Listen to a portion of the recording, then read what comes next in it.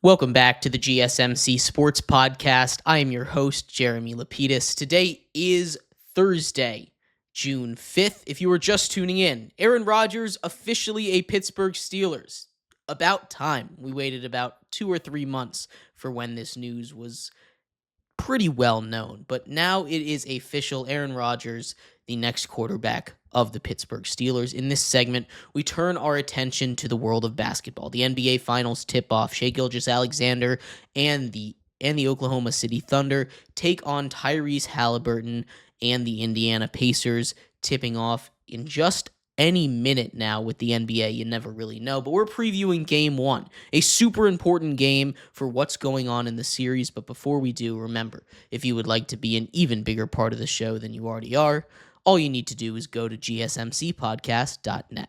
Or if you're on YouTube, you can use that super chat feature. If you do either of those two things, a message should pop up on the bottom of the screen for you, me, and everybody else around the world to see. If you do have a burning question about sports, anything at all that you would like to ask, go ahead and throw that in the comments. Throw it in the chat. I will get to it as soon as I possibly can. I appreciate everybody so much for sticking around, talking some sports with me here on a beautiful Thursday, June 5th. But like I was saying, we are going to get into the NBA Finals here. It's here, the last series of the year in the NBA. The Pacers take on the Thunder in this one. We've talked all about our predictions. I know it was a pretty split room when we had all four of us here, 2-2 on each side. But this should be a really fun game. Game one is maybe the most important game of this series if it's going to be a good one. It is crucial that the Pacers steal one of the first two games on the road, and some might even say it's a must-win game one for them, looking at how this series has started off. How big of a game is this for the Pacers, and do you think they're going to be able to come out and take this first one, Mehrob? I really feel like this is, if there was a game that the Pacers needed to win, I think you said it best. This is a must-win game for these Indiana Pacers in this series. What they've done all playoffs long, they've just been a phenomenal road team all playoffs long. It feels like every game, even against the Cavs, even against the Knicks, they won either game one or game two. In both those series, they won both of those games. But when we're looking at this series specifically, we not only see two teams. It feels like these are the two best teams in the NBA right now. But it feels like the Thunder hold all the cards right now. They hold all the advantages, not only in the betting odds, but across the board. Better defense, better offense, led by a better player, better personnel all around, deeper team across the board. It looks like they're better. But when you look at these Indiana Pacers, their depth, their experience, that's been crucial for them throughout these playoffs, and I think personally is going to be crucial in this series, led by a great coach, led by Tyrese Halliburton, who needs to step up and have a good, not doesn't need to have a good finals, but this is his first opportunity. Um, Neither of these teams have won an NBA championship, but when we're looking at game one, it needs to be the guys, the starters that step up. Whoever, it's going to be the star players that get it done for these guys. If we're going to look at X factors, it's probably going to come down to a guy like an Andrew Nemhard, a guy like a Jalen Williams on the Thunder side of things. And yeah, I'm rolling with the Pacers on this one. Yeah, these two teams match up really well. They're both very deep teams. And like you said, game one is kind of a must-win situation for the Pacers. It's not to say that the series is over if they don't win game one, but it certainly deflates a lot of the sails. And I think the storyline tomorrow, if the Thunder are to win this game, is not really that dependent on how this game goes. It's just going to be, do the Pacers really even stand a chance? You're going up against the MVP and Shai Gilgeous-Alexander. These two teams, of course, are the best team since January 1st, the two best teams since this beginning of this calendar year in the entirety of the NBA. So it should be good. The Pacers 6-1 in their last 7 road games. They've had a miracle to win game one on the road against the Knicks, a miracle against the Bucks, and against the Cavs, all on the road there early on in the series. If they can pull another one out there, it's going to do a lot for their momentum. Nolan, what does this game look like from your perspective? Yeah, I wouldn't really say that it's like, obviously, you want to win game one. You want to have that comfort of having the first win of the series.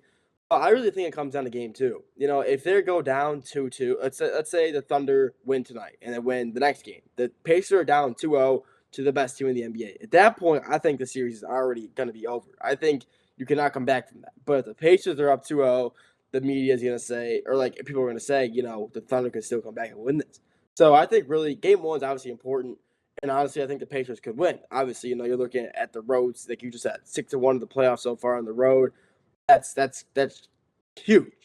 Winning playoff games, not in your home arena where you're the underdog, and you're winning those games. It just shows you how good of a team they are, not only away, but it shows you how good they've been playing at home as well. Because they don't lose many home games either. They've lost 2 home games as well. I mean, they're playing great. And honestly, if the Pacers can win this tonight and maybe, score away game two, both of them in OKC, going to game three in Indiana, honestly could be a drastic turn in favor of Indiana. Because, like I said, they've only lost about 1 or 2 games of themselves. For them, they've only lost 1 or 2 games home as well. So, I mean, they've been playing great. This is a very good Indiana team. I'm not discrediting Oklahoma City. They are obviously one of the best NBA teams in not only in the league right now, but of the past few years. They're just phenomenal. Taking away Jokic in Game 7, champ from 2 years ago. I mean, they're still, and honestly, SGA beat out Jokic in the MVP race. It's MVP, great series to watch. But this OKC team is just so good. There's just so much talent over there. So young too. This team is so young. Obviously, their head coach, he's young. He's second-year head coach. Their SGA was drafted in 2018, traded to OKC, or 2019, traded to OKC after his rookie season. Chet was drafted only 3 years ago, but he's only been playing for 2. Hartenstein's playing. He's like their vet. Hartenstein's basically their vet, unless you want to call Alex Caruso their vet. But they don't really have a lot of a lot of long tenure players. I feel like the Pacers have more of that. Obviously, you have Miles Turner. He's been there his entire career. Been there for about 10 years now, and he's really looking to go kind of. He hasn't been talked about a lot in his career, and I think if he manages to play good these first 2 games in OKC, he can really solidify himself as one of the best Pacers that we've seen in a really long time. Yeah, and I think another key to this series is going to be the turnovers in this one. Both of these teams have been really good at forcing turnovers. That's their bread and butter, both of them defensively. And both of these teams have been really good at not turning the ball over. I think that's why they have been so dominant in these playoff runs so far, both of these squads, not to mention their shooting. It's going to obviously come down to who shoots a little bit better on that defensive end. The Pacers coming in shooting 40% from three, a ridiculous clip. And that has been a huge part of why they've been so successful going up against this Thunder defense. Are they going to be able to keep that up? Are they going to have that same kind of spacing? What's their game plan here to go up against a team defense like the Thunder, you think?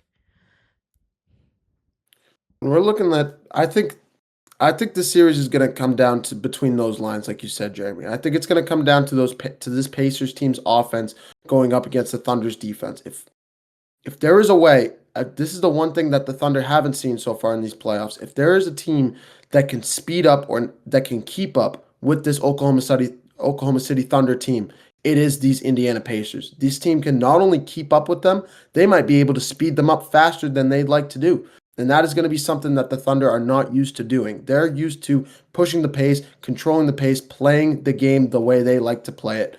And Rick Carlisle is going to have, that's a big reason why I'm saying Rick Carlisle is going to have his experience ready to go tonight. And that young coach in OKC is going to be tested. But when we're looking at, I think that's going to be a big storyline, and vice versa as well, the way that the Thunder are going to be able to handle the Pacers defense. So both of those matchups are going to be really interesting in this series, and those are the 2 lines that this series is going to be won. Whoever can win between those 2 lines. You bring up Rick Carlisle, and I think he's a really huge part of it. I know you talked about him as the X factor. When he was with the Mavericks, he was able to shut down LeBron James as much as you possibly can shut down LeBron James in that finals. They're going up against SGA, a guy that gets to the rim like nobody that I have ever seen. The Pacers' rim protection isn't necessarily their strong suit. They need to find a way to keep him outside of the paint if at all possible. If they're able to do that, and I trust Carlisle to be able to make some kind of game plan there. It's going to be a lot easier for the Pacers to do. You talk about their speed. That is their game. They're probably the fastest team in the NBA. For as fast as the Thunder are, they don't hold a candle to the way that the Pacers like to play. It's up and down the court at all times. You cannot get a single rest. The good news is the counter to that is depth, and both of these teams have depth.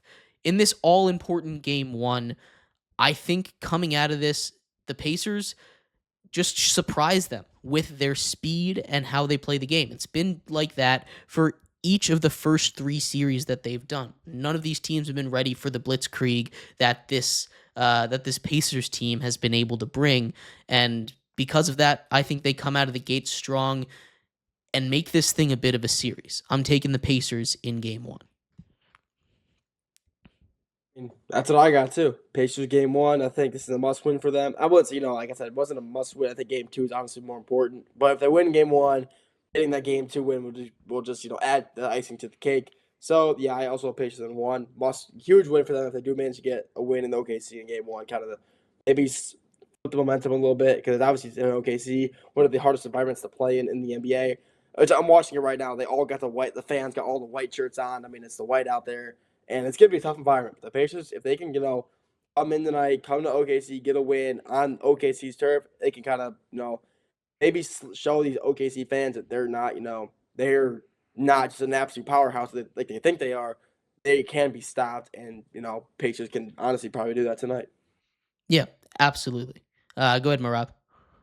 There's only one team in these playoffs so far that has actually taken the Thunder to a decent series.